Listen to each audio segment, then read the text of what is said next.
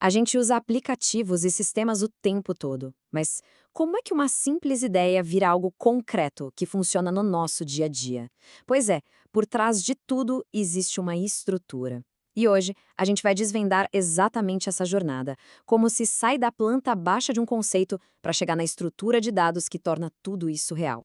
A grande questão é essa, né? Como um simples esboço, uma ideia no papel, se transforma num banco de dados que não só funciona, mas é poderoso e tem alto desempenho?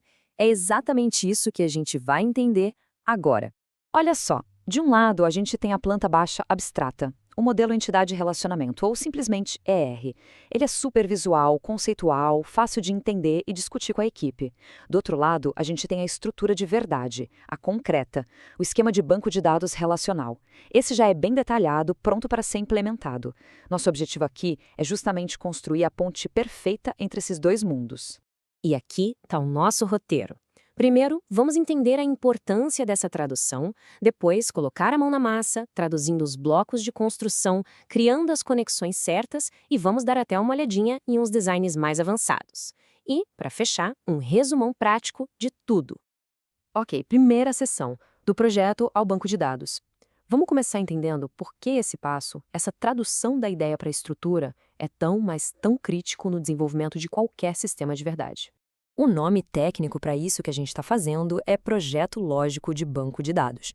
É basicamente o processo de pegar aquele modelo IR, que é fácil de desenhar e de conversar sobre, e transformar num esquema relacional, ou seja, um modelo lógico cheio de detalhes que a máquina consegue de fato construir. Mas por que tanto cuidado com isso? Por dois motivos principais. Primeiro, claro, alto desempenho. Uma estrutura bem pensada garante que o sistema voe, que seja rápido. E segundo, simplicidade. Isso facilita demais a vida de quem vai desenvolver e dar manutenção no futuro. Resumindo, o que a gente busca é velocidade e clareza. Certo, agora vamos para a parte prática. Começando pelo mais básico, pelos fundamentos. Como é que se traduz os blocos de construção do nosso modelo? Bom, a primeira regra é a mais fácil de todas, não tem erro. Cada entidade, sabe, aquela caixinha do nosso diagrama, vira uma tabela no banco de dados. Simples assim, uma para uma. E aqui a gente vê isso na prática. Essa é a nossa entidade pessoa, a nossa planta baixa. Ela tem suas características que a gente chama de atributos: código, nome, endereço e por aí vai. E tá aqui o resultado da tradução. A entidade pessoa virou a tabela pessoa. Cada um daqueles atributos virou uma coluna. E o detalhe mais importante, o atributo que identifica a pessoa, o código, se torna a chave primária da tabela, código pessoa. É ela que garante que cada pessoa seja única no sistema. Beleza, se traduzir as entidades foi a parte fácil. O desafio de verdade e onde a mágica acontece é criar as conexões. Como é que a gente traduz os relacionamentos entre essas tabelas? Vamos começar com os relacionamentos muitos para muitos, o famoso N para N. Aqui, a regra é clara e não muda. A gente sempre vai criar uma tabela novinha em folha, dedicada só para registrar essa conexão.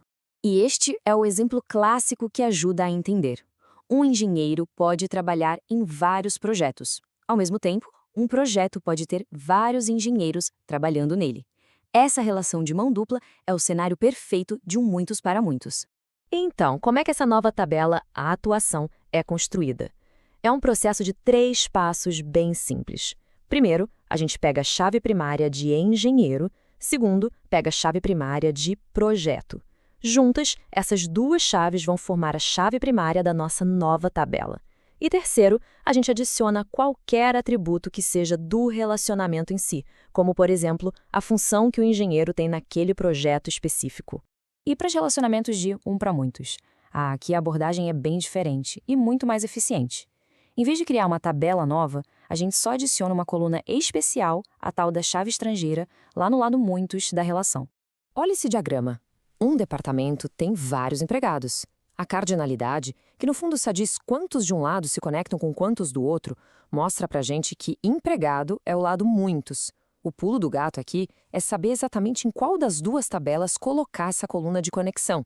E a solução é essa. A chave primária de departamento, o COD-débito, é adicionada como uma nova coluna na tabela empregado. E essa coluna é a nossa chave estrangeira. Desse jeito, cada empregado aponta para o departamento dele. É uma solução super limpa, que economiza espaço e deixa as buscas muito mais rápidas. Agora, os relacionamentos de um para um. Especialmente quando a participação é obrigatória dos dois lados, a solução mais elegante e que dá o melhor desempenho é bem radical. A gente simplesmente funde as duas tabelas em uma só. Este diagrama mostra o cenário perfeito para isso. Uma conferência precisa obrigatoriamente ter uma comissão organizadora, e uma comissão organiza obrigatoriamente uma única conferência. A ligação aqui é total, exclusiva. E o resultado é esse, a fusão. Em vez de manter duas tabelas separadas que sempre teriam que ser consultadas juntas, a gente combina todos os atributos numa tabela só. E por que fazer isso? Para evitar uma operação no banco de dados chamada junção, que pode ser lenta. Assim, o acesso aos dados fica muito mais rápido e o sistema mais simples. Seção 4. Designs avançados. Certo, mas e quando os cenários são um pouquinho mais complexos do que isso? Vamos dar uma olhada bem rápida. Em casos de generalização, por exemplo, quando um empregado pode ser um motorista ou um engenheiro, uma estratégia bem comum é fundir tudo numa única super tabela. Essa tabela teria colunas para os dados em comum, mais uma coluna para dizer qual o tipo de empregado e, claro, outras colunas que só seriam preenchidas dependendo da especialização de cada um. Para a gente fechar, vamos consolidar tudo o que vimos até aqui. Um resumo bem prático das regras para ninguém mais esquecer. Recapitulando os relacionamentos um para um. A regra de ouro é: se a participação for obrigatória em pelo menos um dos lados, a melhor opção é fundir as tabelas. Isso otimiza a performance. Agora, se for opcional dos dois lados, aí basta adicionar uma chave estrangeira. E para os outros tipos, a lógica é ainda mais direta. Para muitos, a solução é sempre a mesma: adicionar uma coluna de chave estrangeira no lado muitos. Já para muitos, não tem escapatória. A regra é sempre criar uma nova tabela para fazer essa ponte. Simples e muito eficaz. E isso tudo nos leva a uma reflexão final. Por trás de cada aplicativo, de cada site, de cada sistema que a gente interage, existe um projeto, um modelo como esses que vimos, que foi cuidadosamente traduzido para uma estrutura de dados. Fica a pergunta no ar: quais são as plantas baixas invisíveis que estão moldando o mundo digital ao nosso redor neste exato momento?